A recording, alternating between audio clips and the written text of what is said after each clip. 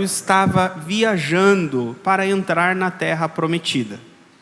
E eles ficaram em um local, e o rei daquele local temeu o povo de Israel. Soube da história que o povo de Israel havia vencido no Egito e havia cruzado, ia o mar, e eles temeram muito porque viram o povo de Israel acampado. E esse rei chamou um homem chamado Balaão para amaldiçoar o povo de Israel. Pagou esse homem para vir e lançar encantamentos, maldições. E esse homem veio, recebeu o pagamento desse rei e lançou encantamentos. Mas todas as vezes em que ele ia declarar um encantamento, uma maldição contrária para a destruição do povo de Israel, ele mudava as palavras dele, ele mudava os encantamentos dele, e ele abençoava o povo de Israel. Tanto, que o rei disse: eu paguei você para amaldiçoar. E o próprio Balaão disse que aquele que Deus abençoa não tem como amaldiçoar, que ele não poderia amaldiçoar aquele ao qual Deus havia abençoado. Então, a base que a Bíblia ensina é que nosso Deus, ele tem a capacidade, o poder de transformar a maldição em bênção. Ele tem o poder de mudar toda ação maldosa em bondosa.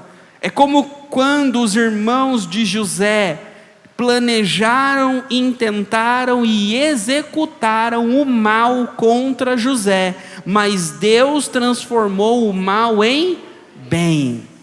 Então, o nosso Deus, ele transforma. E o texto de hoje vai falar que Deus é aquele que transforma a maldição em bênção através da unção. Então, é a unção que transforma a maldição em bênção. Primeiro, eu quero que vocês aprendam sobre a unção. Unção. Vocês vão ver por aí que essa palavra, ela está no linguajar, no dicionário dos crentes, ungido. Chamam um ao outro de ungido. Sabe o dicionário crentez? Varão, varoa, profeta, ungido, crente. Essa palavra, ela significa separado. Jesus era chamado de Jesus Cristo, não é? Mas o nome de Jesus não era Jesus Cristo. O nome de Jesus era Jesus. Cristo era o título dele. Christos é uma palavra em grego que significa ungido. A mesma palavra em hebraico é Jesus, o Messias. Messias também é o ungido. Então Jesus, ele era o ungido de Deus. O próprio Jesus, quando entra na sinagoga, no começo do ministério dele, ele diz: o Espírito de Deus me ungiu. E aí ele fala para libertar os cativos, levar a cura. Então ele via ele mesmo como o ungido. No Antigo Testamento também os reis, eles eram os ungidos de Deus. Então o rei era ungido por Deus, o profeta, ele era ungido pelo Espírito Santo. Então essa palavra ungido significa separado. A unção no Antigo Testamento era através do óleo. Eles pegavam uma botija de óleo, um tanto de óleo, e derramavam o óleo na cabeça, e esse derramar deste óleo significava que aquele ao qual o óleo estava caindo estava sendo ungido, separado. Não eram somente pessoas que eram ungidas no Antigo Testamento. Utensílios eram ungidos no Antigo Testamento. Lá em Êxodo, Deus diz para Moisés, depois que ele faz o tabernáculo, que ele deveria pegar o óleo da unção e ungir os utensílios do tabernáculo. trazendo para os nossos dias, ungir as bacias da igreja, os copos da igreja, as facas da igreja.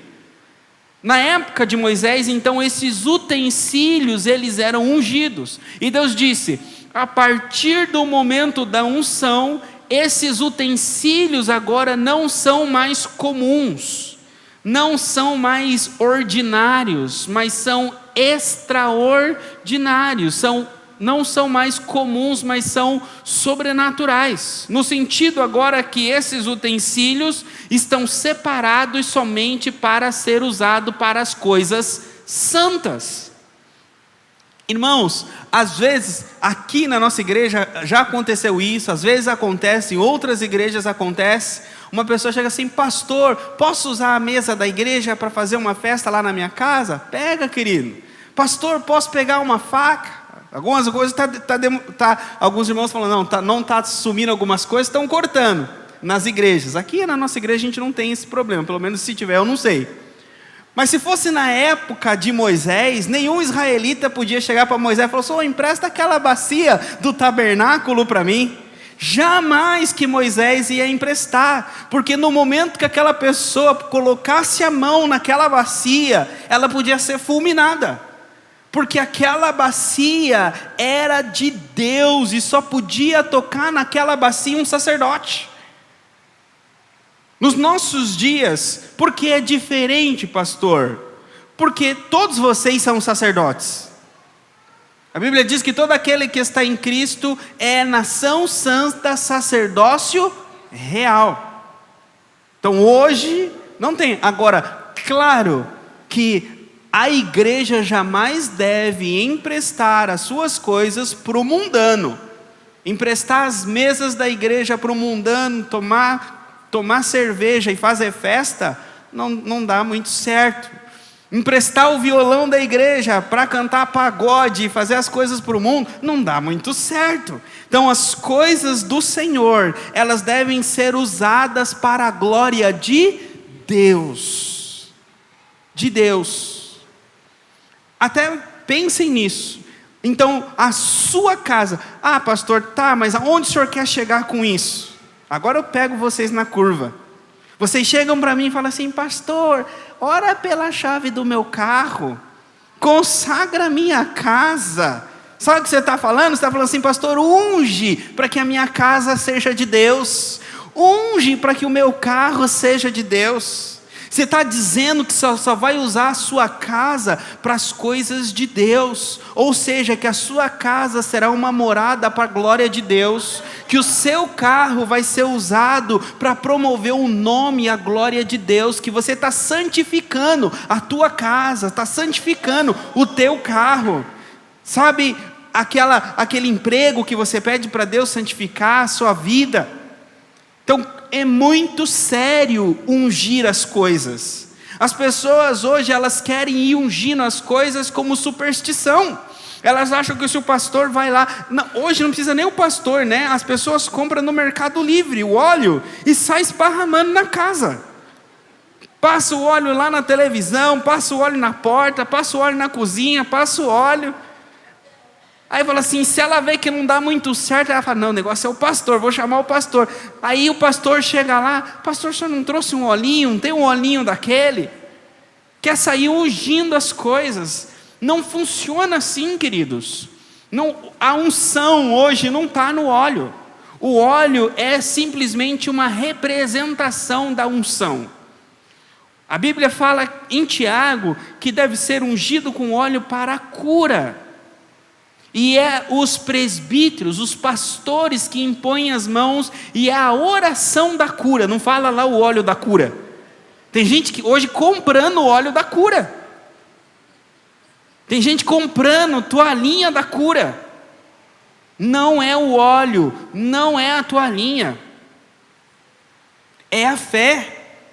Se você tiver fé, o mesmo Deus que cura através da toalhinha do pastor que vende a toalhinha, é o Deus que cura se você for lá e ouvir uma oração daquele pastor com fé. Não necessita dessas coisas. Portanto, a unção, ela é espiritual. diz que nós recebemos o Espírito e fomos ungidos pelo Espírito de Deus. Então, quando fomos ungidos pelo Espírito de Deus, fomos separados. Fomos removidos do comum, agora não somos mais comum. Sabe quando a mãe fala assim, você não pode. Aí vem o filho e fala, mas todo mundo vai. Aí a mãe fala, mas você não é todo mundo. Agora é o pastor falando para vocês, pastor, mas lá a pessoa no mundo pode, a pessoa faz. E você não pode. A Bíblia não deixa, porque você foi separado, você foi ungido, você não é mais comum, a tua vida não é mais comum, seu relacionamento conjugal não é padrão do mundo, não é igual ao do mundo, seu relacionamento conjugal agora é conforme os padrões de Deus.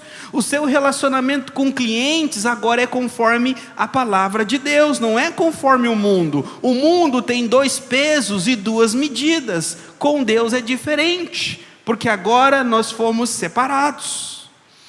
Essa unção, ela quebra maldições, e é esse o ponto que eu quero chegar com vocês. Eu quero dar um exemplo para vocês de maldição em Gênesis capítulo 4. Versículo de número 12.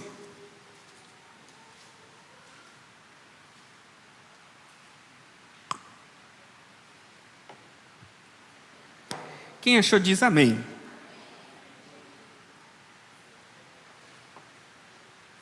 Diz assim, vou ler para vocês do versículo 9. E o Senhor disse a Caim, onde está Abel, teu irmão?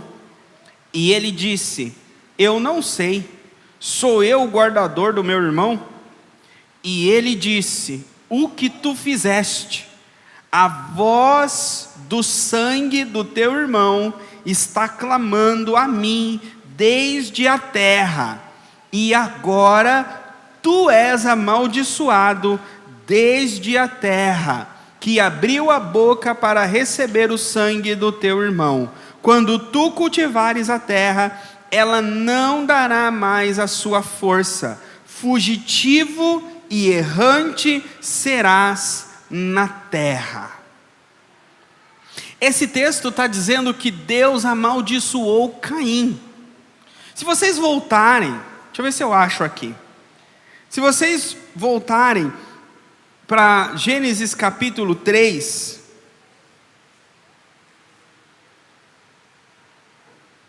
versículo de número 17, diz assim, Deus falando para Adão, e a Adão ele disse, porque tu escutaste a voz de tua mulher, e comeste da árvore da qual eu te ordenei, dizendo, tu não comerás dela. Aí vem a palavra, amaldiçoada é a terra por tua... Quem que está sendo amaldiçoado aí? Adão ou a terra? A terra, não é Adão. Amaldiçoada é a terra por tua causa. Agora, quando nós vamos lá para Caim, no capítulo 4, aí Deus fala o seguinte para Caim, versículo 11, agora tu és amaldiçoado. Deus amaldiçoa diretamente Caim. E a maldição de Caim é que a terra não produziria mais a força dela para Caim. Caim, ele era agricultor. E a maldição veio sobre o fruto do ofício de Caim. E Deus está dizendo, então você não vai prosperar no teu trabalho. Você vai trabalhar, se esforçar, se fadigar e a terra não vai produzir. Então as características de um amaldiçoado, ele trabalha, ele é o melhor no ramo dele, ele faz tudo o que ele pode, no final do mês não sobra nada. Outro que entende menos do que ele, trabalha menos do que ele, produz mais, sobra mais. Então uma característica da maldição é que na vida não tem produtividade. É como Deus disse para Caim: a terra vai segurar a tua produção. Então, quando você trabalha e não sobra, toma cuidado. É um indicativo, acende uma luz. Segunda coisa, Deus disse para ele: você será errante. Ela não dará mais força. Ele diz: fugitivo e errante será na terra. Outra característica da maldição na vida de uma pessoa é que ela é uma fugitiva. Não estou dizendo que todo mundo que está debaixo dessa maldição, ela não produz e ela foge. Tem gente que só não produz, tem outro que foge. O que é fugir? A característica é que o maldito, o amaldiçoado, ele cria ambientes na vida dele em que ele tem que estar fugindo de pessoas, fugindo de situações. Ele foge daquele que ele deve, ele foge porque ele não tem o nome na praça. Então, a vida de um amaldiçoado é uma vida de fugir. Uma pessoa que foge, ela tem paz, queridos. Uma pessoa que foge, ela não tem paz. Por isso que é uma característica da maldição de Deus. É uma característica da maldição da vida. Deus não quer que os seus filhos, Deus não quer que sejam fugitivos. E a terceira característica é errante. Errante significa que ele não teria parada, ele estaria numa cidade, não ia produzir, iam se levantar contra ele e ele ia ter que ir para outra cidade. Ele ia chegar na outra cidade, não ia produzir, e ele ia ter que ir para outra cidade porque estariam perseguindo ele. Então ela vive uma vida de perseguição, ela vive uma vida onde não há produção, e ela vive uma vida onde ela não tem parada.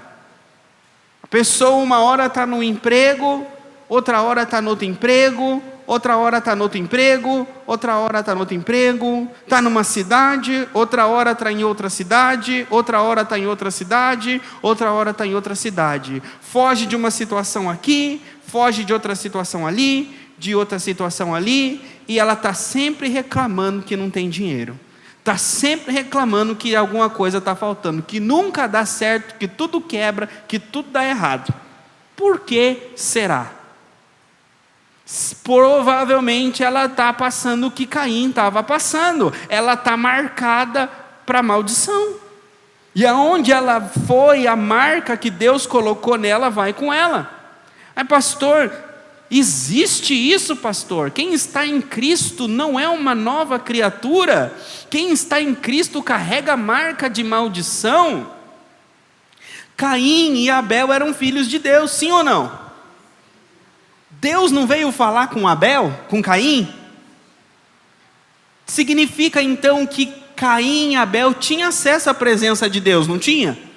Caim e Abel levaram uma oferta para Deus. Caim e Abel se relacionavam com Deus. Mas por que Caim foi amaldiçoado?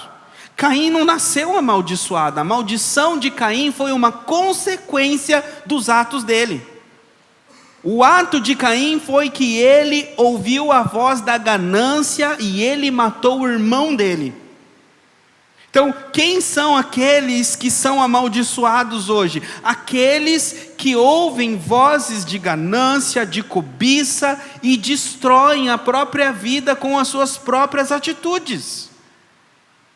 A maldição vem sobre a nossa vida quando nós não andamos na palavra de Deus.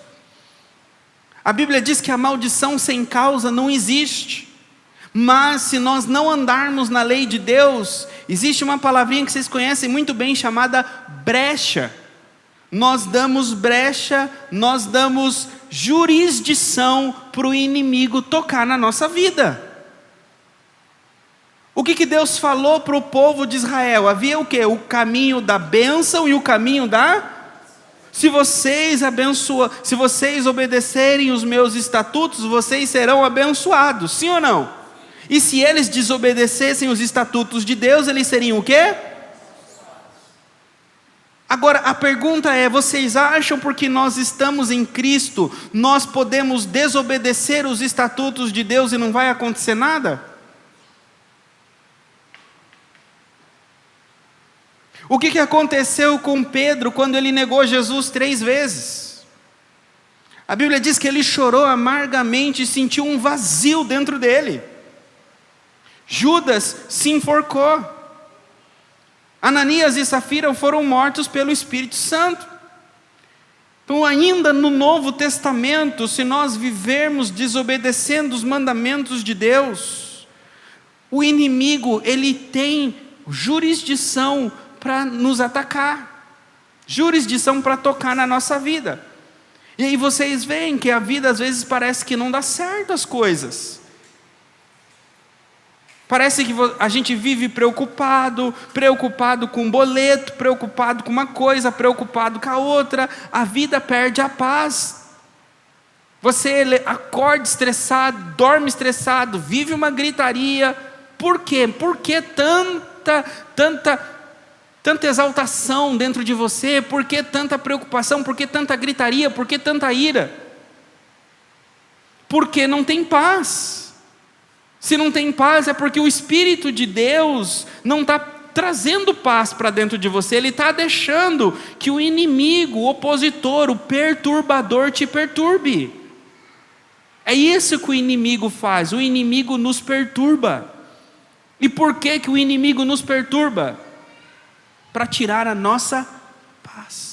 Por quê? Porque perturbados e sem paz, nós vamos tomar decisões contrárias à palavra de Deus. E aí ele pode nos perturbar cada vez mais. Portanto, eu encerro aqui dizendo para vocês: a maldição é quando nós quebramos e vivemos fora da palavra de Deus. O nosso Deus transforma a maldição em bênção. Então, se nós andarmos na lei de Deus, Ele vai nos abençoar, aonde quer que formos. Nós podemos ir no pior lugar, aonde não prospera, e lá Deus vai nos prosperar. Podemos estar na pior situação, e lá Ele vai nos guardar. Ou como li para vocês, encantamento. Podem chegar e falar assim: pastor, tenho certeza, fizeram macumba para mim, colocaram meu nome na boca do sapo. Se você está andando na presença de Deus, tenho dó do sapo que morreu para nada. Todo o dinheiro que gastaram com o Pai de Santo foi em vão. Todo o dinheiro que investiram no ritual, 1.000, 2.000, 3.000, 5.000, 10.000, foi dinheiro jogado fora. Por quê? Porque você está guardado e protegido. Agora, se vocês ou eu andarmos nos nossos caminhos, eu não garanto. Pode ser pastor. Não existe essa, fala assim: não, eu sou pastor, manda o Pai de Santo fazer. Se eu sou daqueles que é pastor no púlpito, mas fora do púlpito fica mexendo com a mulher dos outros, fora do púlpito fica achando um jeito para pegar dinheiro das pessoas, vocês acham que não vai acontecer nada com esse pastor? Você acha que Deus vai guardar? Não vai. Agora, quem é filho de Deus, o inimigo não toca. Ele não tem jurisdição, ele não tem autoridade, ele está impedido. Irmãos, ele teme, ele tem medo. Ele sabe, ele conhece, e ele sabe o que acontece com ele se ele tocar. Eu encerro aqui dizendo para vocês: quando Jesus chegou na região de Gadara, diz que o pior demônio que tinha lá, o legião, saiu correndo de onde estava, lá do túmulo, com medo, e falou assim: por que viestes nos atormentar? Por favor, não nos mande para o abismo. Esse é o Jesus que cuida de você, que te ama. Amém? Então, Deus tem poder para transformar toda a maldição em bênção nesse ano de 2026. Então, se você começou o ano carro quebrando, saindo de emprego, não tendo vida, não tendo tempo, não tendo paz, não tendo saúde, seja lá se é uma maldição hereditária, que você foi igual da sua mãe, da sua avó, do seu tio, do seu pai, ou se é algo que fizeram para você, vai ser quebrado hoje. E esse ano de 2026 vai começar um ano novo na sua vida. Amém? Vamos nos colocar em pé? Vamos clamar a Deus?